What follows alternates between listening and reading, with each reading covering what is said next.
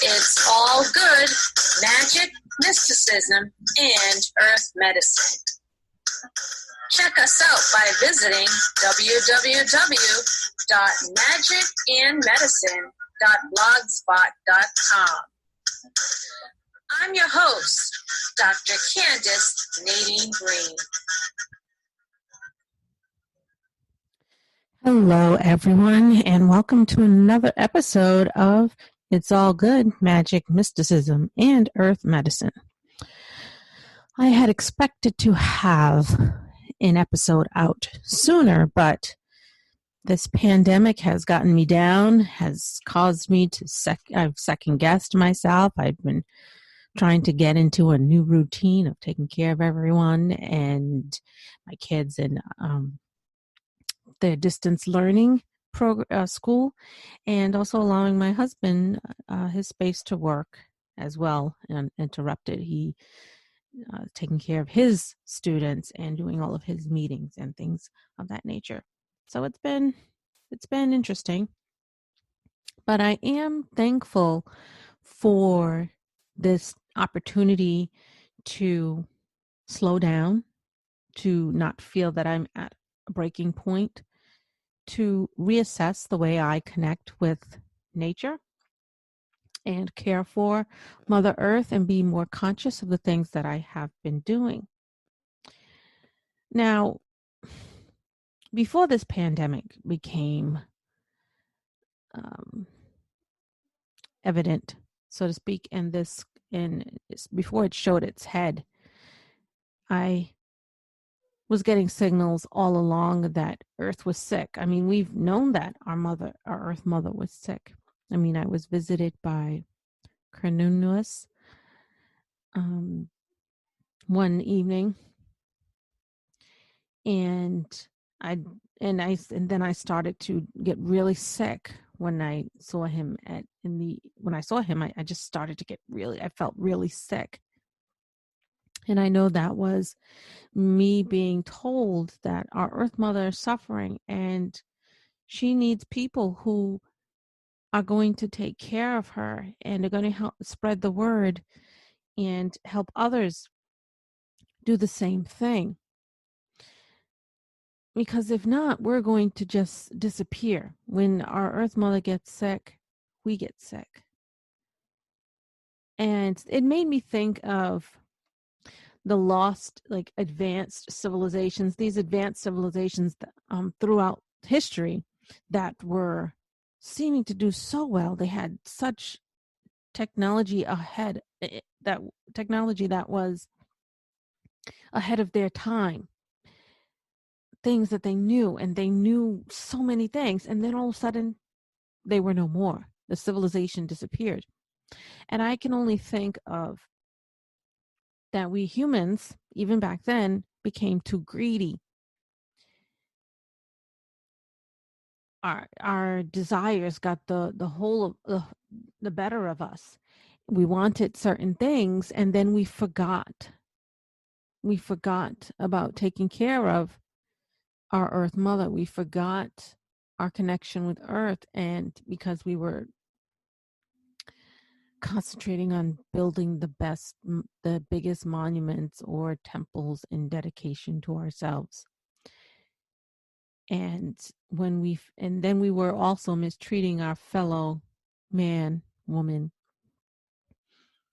And because of our negligence, our world started to suffer, which affected us. And that led to our demise. Now, that's just my theory.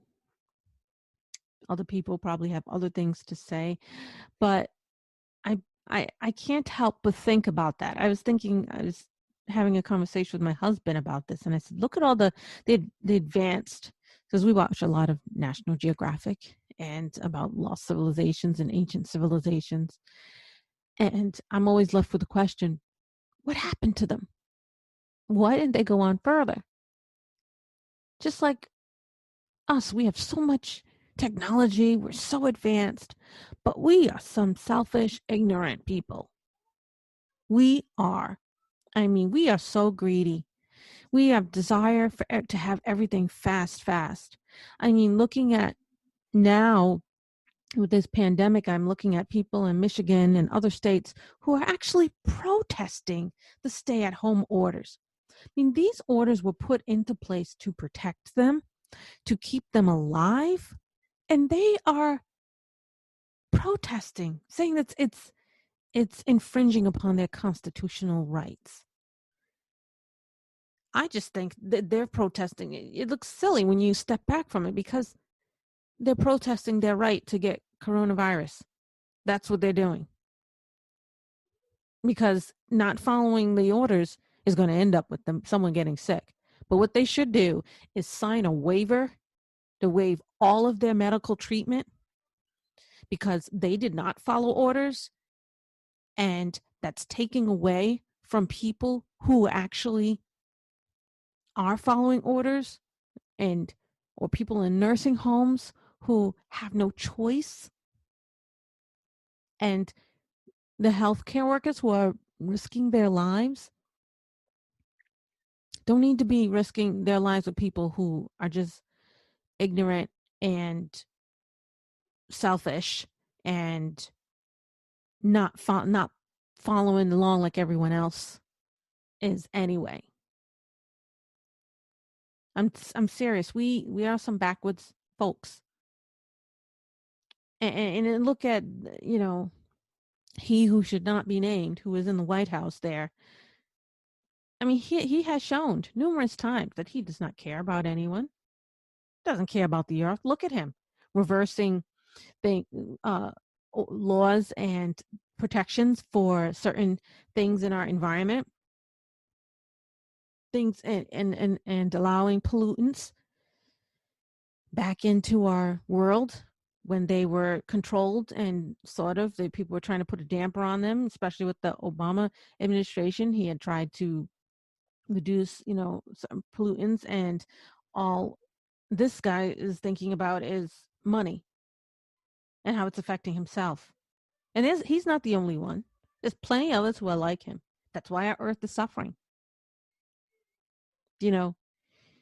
Withholding supplies to help people who really need it. New York saying that they're asking too much. They don't really need that much. And I do like the way Cuomo came back at him and with his own information, saying, we based our stuff on your document that came from the White House, the CDC, which is you. And it's true. You see with this pandemic, it just reminds us how we have a problem. There's so many people who, you see all of the sides, the good, the bad, and the ugly. Those people who care about other people, who are actually going out of their way to help them, those healthcare workers who are risking their lives, and those people who are on the front line, the restaurants and the firefighters, the postal workers, all of them, police, risking their lives to take care of people, to make sure we have food, to make sure we have adequate health, to make sure we're safe. And then you have others who are like, this is just a hoax. And they're not wearing their facial masks. And they don't care. And then they're saying it's something that some other country invented or came up with to infect everyone, which is so ridiculous. Look at all the people who are dying. I mean, the numbers are crazy. These are lives. But you see, there's people who don't care. They don't care until it's on their doorstep. And that's very sad. But that's how we are. We're a mess. And the poor earth is just the universe is just crying. Because look at us. Look at us. People act surprised every time the president does something that reveals how he really thinks. You shouldn't be surprised. He did that before he was when he was campaigning. He'll do something in front of our faces and then lie about it to our faces. No, I didn't say that. Even it could be on tape. I don't know what you're talking about. I didn't see that tape. He is an embodiment of our greed, our deceit. I mean, throughout history, how many dominant cultures deceived those who weren't in powerful positions, misused them, mistreated them? I mean, the Egyptians had slaves. The earth has given us, the universe has given us numerous chances to get our act together. I mean, every time she comes up with something, they'll wipe out people. Look, you're not doing right. You mistreated me. You're done. I'm sick, so you're sick. You die. We've been warned. Messages have been sent out to those who can help. And that again, that's when I received the messages from the horn god, Carnunos, when one night, a couple of months ago, and I realized that I wouldn't speak too much. I felt too preachy if I were on this rate podcast or any other podcast speaking about how we should take care of us, because I felt like I was saying the same thing over and over and over again. But I got the message that no, keep saying it, because someone will hear it. Someone somewhere will hear it and be moved to act. I mean, some people will refuse to comply. I mean, look at, and I don't like to criticize other people who have different faiths, but I'm really disturbed when I see people, religious leaders, who say, come on, people, gather in this building. We're going to pray our way out of this pandemic. And then those people go home and they're sick, and then they infect everyone else. And then those people get sick and some people die. Was that needed? No, it wasn't. And then you have young people who are going on spring break. They're so selfish that said, I waited all year for this vacation and I'm not going to let the coronavirus stop me. Well, you know what? The coronavirus doesn't care who you are. It doesn't care who you are, where you live, how much money you have, what color your skin, nothing. But look at that. How selfish. It's a virus, people. It's a deadly virus. You mean I'm not? What do you mean? I'm gonna not let it stop me. And then that kid that went viral, the one who says on some spring break, Florida, I think he was 22. I don't know how this kid is, but he had said, if I get corona, I get corona. I'm not gonna let it stop me from partying. What? That was the dumbest thing I've ever heard. Even my 9-year-old would never say that. No, they know better. How selfish is that? And then that kid, he comes and apologizes, but I don't think it was him. I think it was his parents who were making him apologize because they were embarrassed.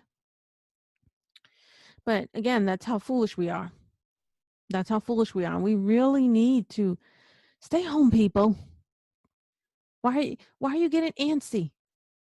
I'm not getting antsy being home. I love being home, but I'm a homebody anyway. I have what I call my homestead, and I have everything I need.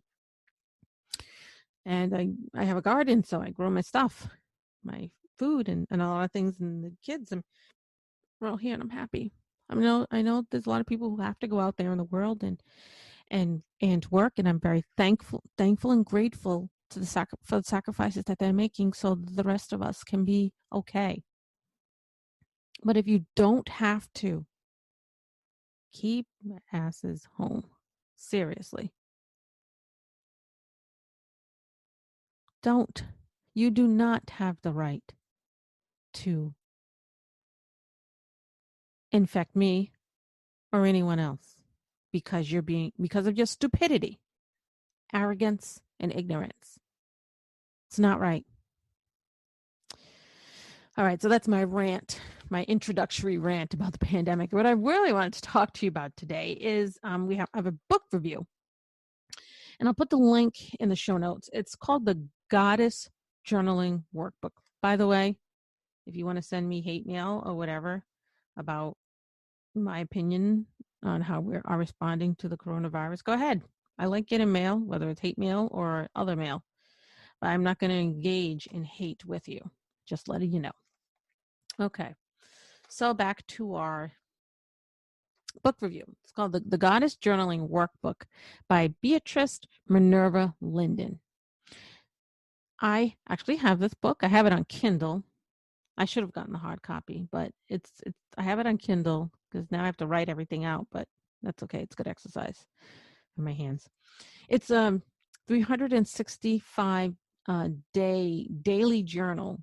They have journaling prompts to keep a manifestation mindset all year round. Now, the good thing about this is many good things, but one of the things that really attracted me to this book was that the prompts are not dated.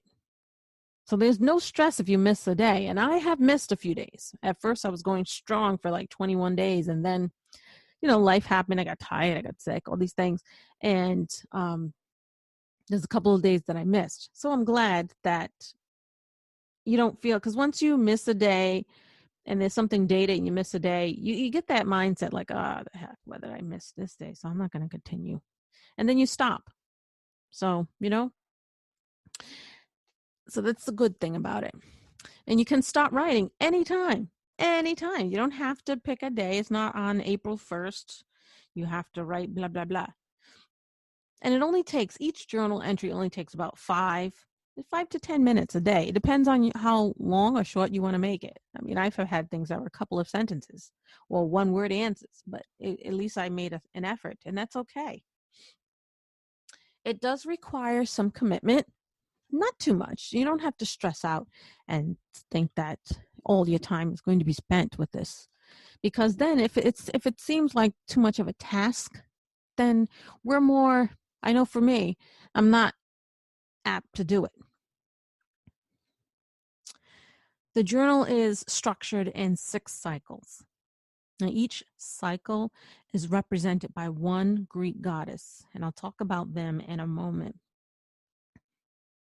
And I think that's very nice. That's why it's called the Goddess Journaling Workbook.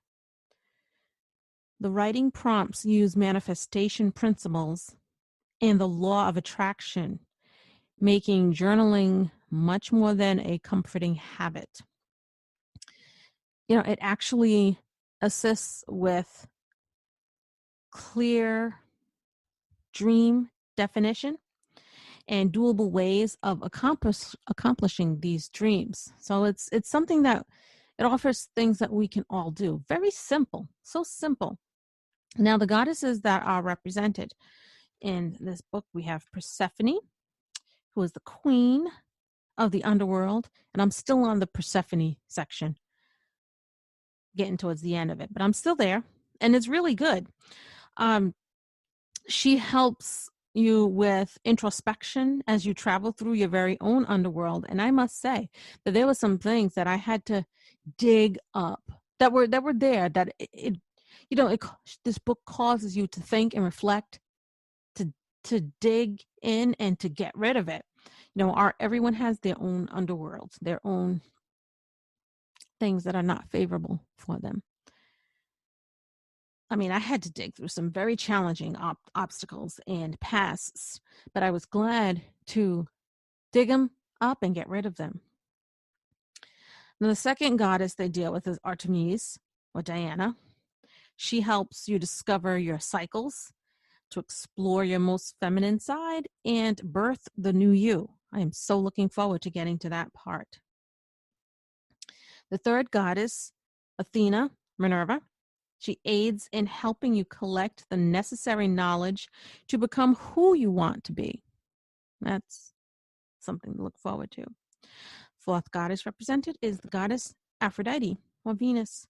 Encourages you to love yourself and your body and find the love you deserve. Isn't that great? Fifth goddess is goddess Hestia, or Vesta. If I mispronounce it, please. I'm open. Please let me know. Helps you achieve home and family happiness and manifest material comfort. and the sixth goddess, Demeter series. This finishes the yearly cycle, symbolizing harvesting the fruits of your efforts, giving the final shape to your wishes, and preparing for a new period of introspection. So it's a really good book. And I suggest getting the actual book in your hand. I have it on Kindle, and I wish I had gotten the actual book. It would have been I just would like to have the actual book. But anyway, it's on Amazon or wherever books are sold. I highly suggest you go and pick up your copy. So that ends this episode. And I would like to tell you to please visit the website magic with a K and medicine.blogspot.com. Email me, check us out on Facebook. The links are on that blog. And if you can, I know it's a difficult time, support us on Patreon. If you can. $1 is even fine. Or a different amount, a one-time amount is acceptable too. But thank you for listening. We're going to have some cool stuff coming up in the next few weeks, so stay tuned. Remember, stay home, stay safe, and blessed be y'all.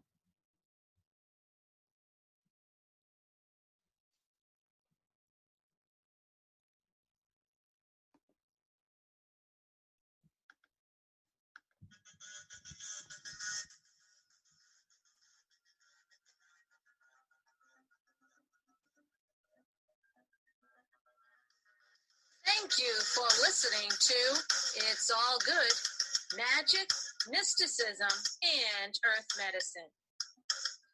Visit us anytime at www.magicandmedicine.blogspot.com.